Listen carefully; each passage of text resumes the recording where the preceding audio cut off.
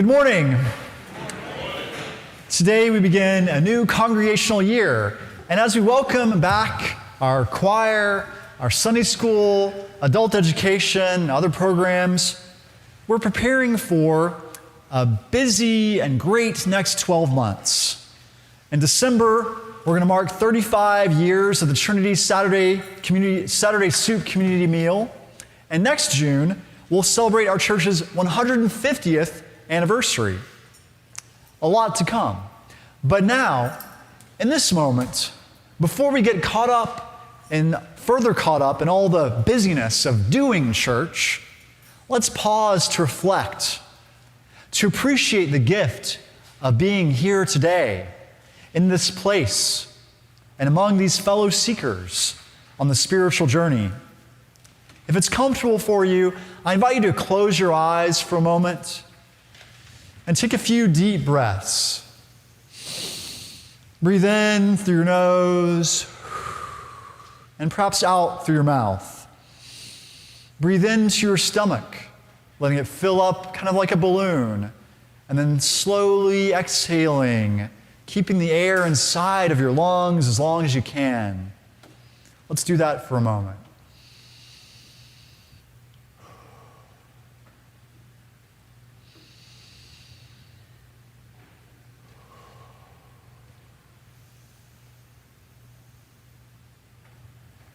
Now, as your breathing returns to more normal depth and rhythm, or perhaps you might want to keep doing those deep breaths for a little while, I invite you to open your eyes and look around you and take a good 360-degree view around. Take in the people and this whole place. Look to your right. Look to your left.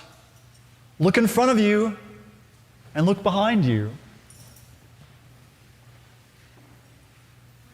And look up. Also, don't forget to look up. Notice the expanse of stained glass with all its reflections of beautiful light. Some of them, it's true, need a little work, but still, all that light, all that color, it's dazzling. Look up at the wooden ceiling. The architecture of our church, like that of so many religious spaces, is meant to draw our senses upward to the heavens. It is meant to instill in us a sense of transcendence, of awe in the mystery of the one who is beyond all human knowledge and experience. But spirituality also calls us to a sense of immanence, of the divine within us and among us. And there is sacred architecture to represent that too. Spaces that are constructed to orient us around one another in a circle or semicircle. And instead of lifting our eyes, some sacred spaces take us below the earth even. You may be familiar with the early Christian catacombs or with medieval crypts. Both of these echoed the ancient cross-cultural human pattern of burying the dead in the ground or in caves. These sites of death often became places of reverence and pilgrimage. The early Christians worshipped in catacombs to escape persecution from Roman authorities.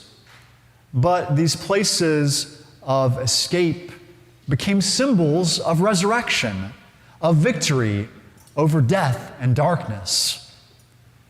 Underground worship can also be found in other cultures, including among the indigenous peoples of North America. Bishop Stephen Charleston, who wrote our second lesson today, is a Native American elder who led both the Diocese of Alaska and the Episcopal Divinity School. In his book, Ladder to the Light, he writes about the Pueblo tradition of the kiva.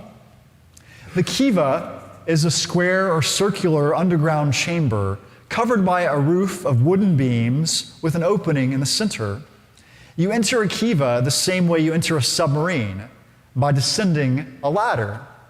Once inside the packed earth chamber of the kiva, you are in darkness. Without a fire in the kiva, the only light comes from above you, and to reach it, you must ascend the ladder. The kiva is a sacred space. It serves the same function as a cathedral, as a place of worship. Yet while a cathedral's soaring arches or a mosque's great domes are designed to point us upward, the kiva is intended to point us downward. The spiritual focal point is not above us, but below us. We are not to look up, but down. What we seek is then not in the sky, but in the earth. This dramatic shift in our spiritual orientation is important because the kiva points us in a new direction, not as an escape from this world, but as an entering into it. The kiva is a womb. It is a place of origins. It is where, according to my ancestors' teachings, the bishop says, life began. As the tribe of human beings, we began our existence in the womb of the earth, beneath the surface, in a place of darkness. Through many different incarnations of life on this planet, we finally emerged into the light. We climbed the ladder, not to heaven, but to home. We came out exactly where we were supposed to be in this reality, surrounded by all the other life forms of creation. We emerged ready to begin our migrations across the globe, discovering more light wherever we go. Charleston continues, my purpose here is to lift up the kiva as a metaphor for our contemporary spiritual situation. In this context, the vision of the kiva is not just for Native Americans, but for all who will receive it. It is a symbol of our shared future that tells us that if we are in a time of darkness, we need not be afraid of it, because it is only the beginning for us. In other words, we have been down this spiritual road before. The kiva tells us that we've been through this process of birth and rebirth more than once. As a people, we have entered into darkness before, only to emerge in light. The lesson of the kiva is that you are stronger than the darkness. We are stronger than the darkness. That is the vision of the kiva. That is the ladder to the light. In the reading from Bishop Charleston that served as our second lesson, he portrays the animals of the world coming around us in a sacred circle to give us a warning. The world is changing. Do not turn away from this truth, but speak the truth. And the truth will set us free. As we face many challenges in this world, from the climate crisis to international warfare, to rising authoritarianism, to our own nation's deadly gun culture, to the housing crisis in our city and community and county, as we face all these challenges, speaking the truth will set us free. Because we must recognize the challenges, name them, and confront them. Before we can ascend the ladder into the light, we must gather in darkness. But together, the darkness is not as frightening as it is alone. And that's why we're here as a church, to build a community of spiritual seekers who strive to share God's unconditional love, to be a light in the darkness.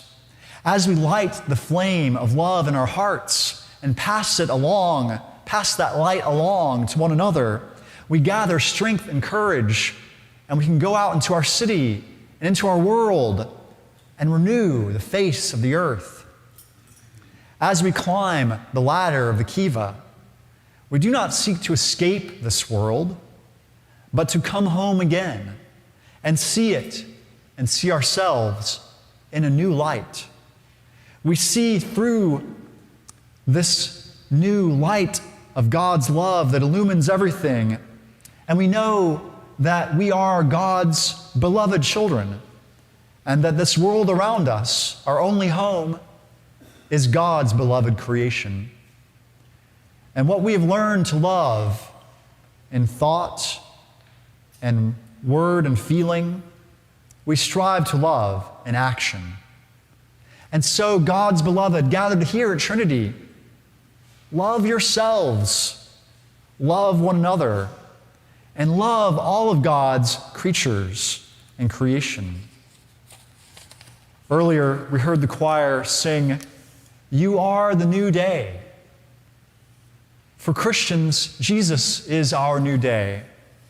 And the Spirit of the living God moves through us in every time and place, calling us to be the new day for one another. That means that the hope of the resurrection is born anew in each one of us every day. We come into the light each new day and greet it. This season of creation that we're observing right now calls us to see the beauty in all the world, including in creatures like you and me. It also calls us to see the urgency of acting to preserve this divine gift, our sacred planet. Our world needs a new day, and it begins right here with us. Amen.